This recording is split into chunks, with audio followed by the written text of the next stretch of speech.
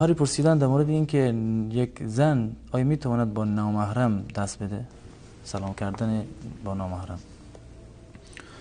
هر گونه ارتباطی که در واقع در میان دو زن و مرد نامحرم باشند، اهم از سخن و گفتار بی مورد و بدون نیاز باشه که اینها ناجایز و حرام هست، و از این بالاتر دست دادن و لمس کردن بدن یکدیگر هست به صورت سلام علیک باشه، مصافحه باشه، این به صورت کلی حرام هست. و رسول الله صلی الله علیه و سلم با این که پرهیزگارترین انسان بوده، سلیم القلب ترین انسان بوده و از جانب الله متعال مؤید به وحی بوده، اما در روایات ما نداریم که ایشان دستشون با دست یک زنی برخورد کرده باشد مگر با همسران خودش. و این یکی از اصول اسلامی هست و یکی از مواردی هست که در شریعت اسلامی به عنوان یک پرده و به عنوان یک سد در مقابل در واقع انحرافات اخلاقی قرار داده.